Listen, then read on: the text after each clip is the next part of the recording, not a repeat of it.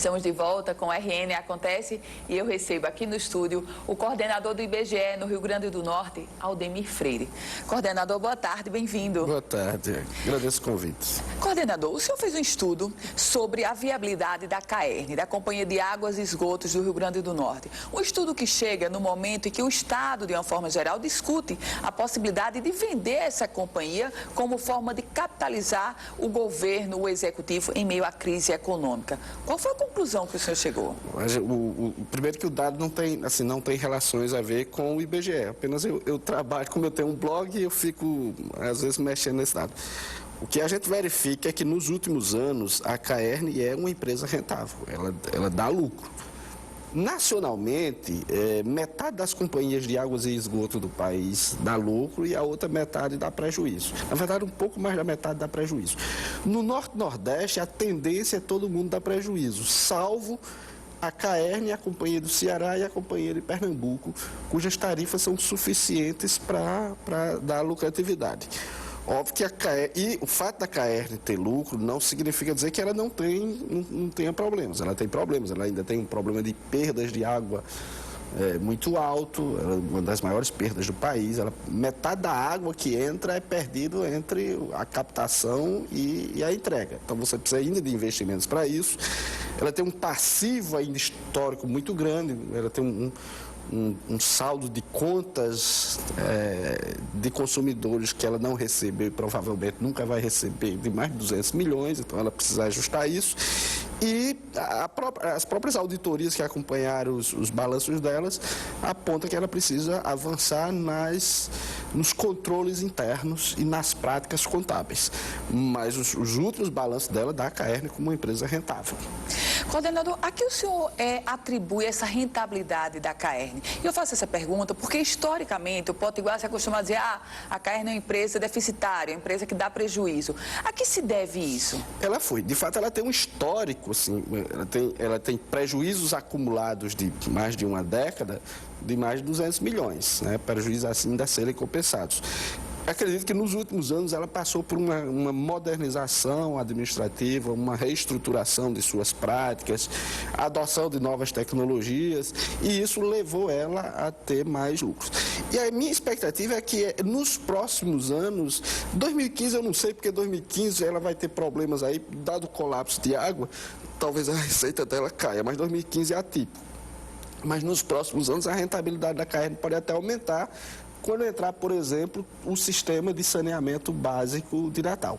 Agora, é importante lembrar que, mesmo ela sendo lucrativa, ela ainda não tem receita suficiente para bancar todos os seus investimentos. Na verdade, que são feitos, né? Isso. Hoje, assim, nos últimos 2 anos, a CAERN investiu em torno de 100 milhões de reais por ano na expansão do sistema de água e esgoto do Estado.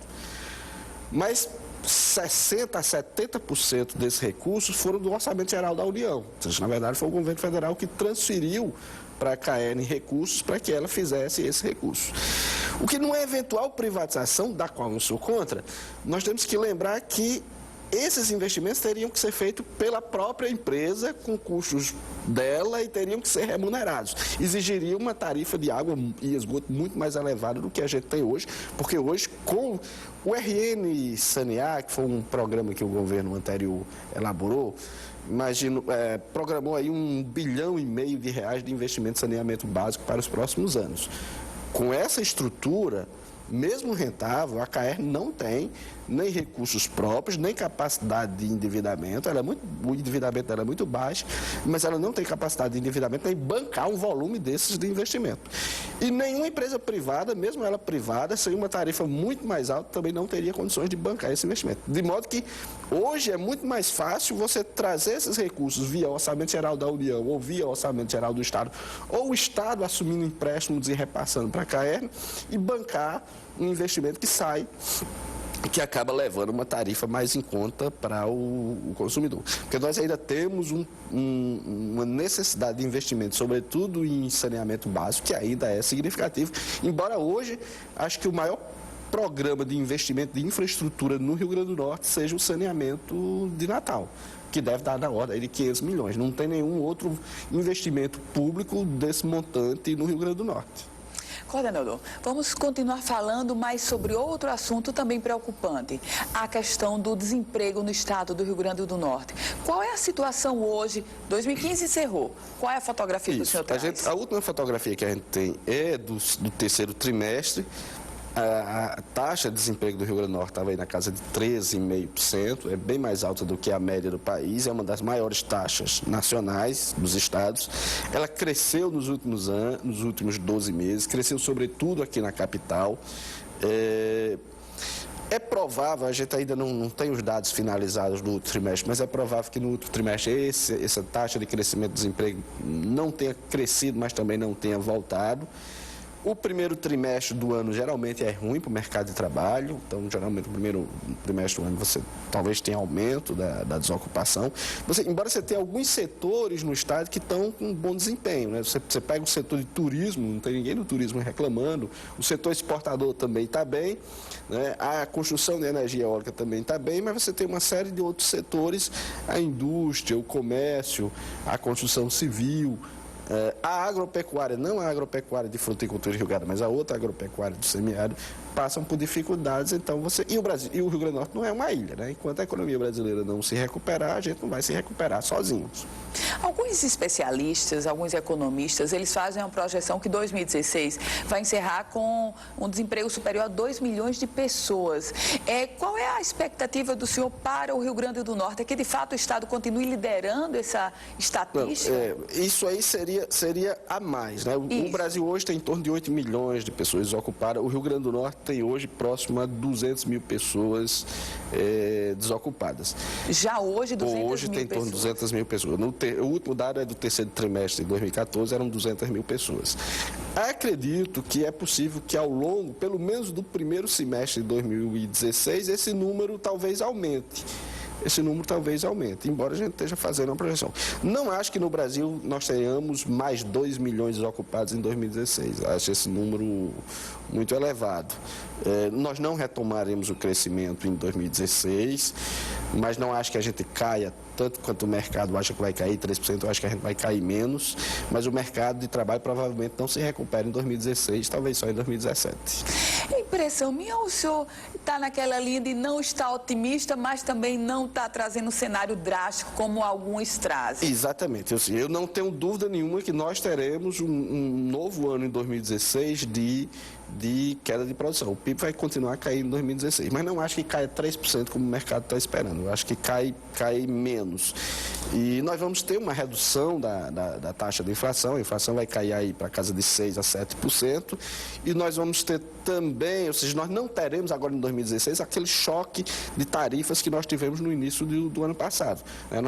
Nós não teremos aumento de 50% da energia elétrica. É provável que a energia elétrica, pelo menos no sul-sudeste, venha a cair, porque você tem uma oferta maior de água. Nós não teremos aquele choque nos preços da gasolina. É provável que o preço da gasolina tenha alguma queda ao longo de 2016. Então você tem algumas coisas e você tem todo o setor externo, né, de exportações que está se recuperando, ou seja, você teve 20 bilhões de saldo comercial o ano passado e projetam 35 a 40 bilhões esse ano. Então você tem alguns setores na economia que não dão esses sinais. O próprio setor de turismo no Rio Grande do Norte é um setor que está bastante aquecido e provavelmente continue. Então eu acho que o final de 2016 a gente já vai começar a ver alguma luz no fim do túnel. Assim. Então eu acho que a gente vai começar a sair essa queda ladeira abaixo que a gente teve em 2015, que ninguém esperava que fosse desse tamanho, nem o mercado esperava isso. Isso a gente não vai ter, embora o primeiro semestre ainda seja um pouco mais difícil, e finanças públicas, acho que vai ter o pessoal de finanças públicas aí, os gestores vão ter ainda dificuldades para equalizar as suas contas, sobretudo agora no primeiro trimestre, segundo trimestre. Coordenador, aqui no RN Acontece de hoje, a gente mostrou a situação do Estado Potiguar, da competitividade do ranking divulgado pela revista Veja, 23º lugar.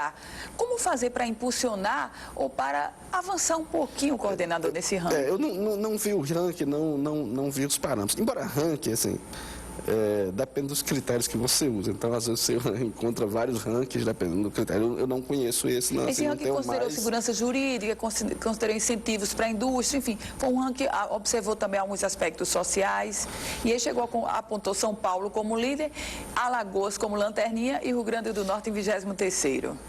Assim, o nosso estado, assim, ele tradicionalmente, ele está, embora assim, os nossos indicadores eles não sejam tão ruins quanto, assim, a gente está intermédio, a gente é mais ruim do que a média nacional. O Norte e o Nordeste, no geral, tem indicadores mais ruins, tem uma infraestrutura mais ruim e tal. A gente sempre teve um pouco à frente da média da região, mas, de fato, sobre esse levantamento eu teria que ver e eu não tenho... 2016 para o IBGE no Rio Grande do Norte. Pesquisas a serem realizadas, qual o planejamento do órgão para colocar os seus pesquisadores nas ruas? Nós trabalhamos hoje com 200 servidores aqui no Rio Grande do Norte. Nós estamos planejando um concurso para 9 vagas para efetivo e nós continuaremos com levantamentos da economia, do setor de comércio, serviço, produção agropecuária, agroindústria, com levantamentos trimestrais, com levantamentos mensais. Vamos levantar o mercado de trabalho, continuar levantando o mercado de trabalho, desemprego, renda, com levantamentos trimestrais.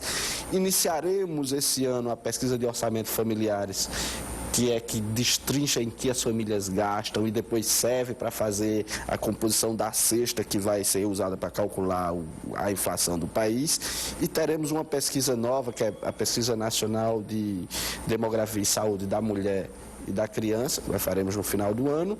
E estamos em preparação para começar o censo agropecuário aí no começo de 2017, mas a gente já contratando muita gente agora, algumas pessoas agora esse ano, em que a gente deve contratar até o início do próximo ano, cerca de 1.500 pessoas aqui no estado, no Brasil cerca de 80 mil pessoas para fazer esse trabalho.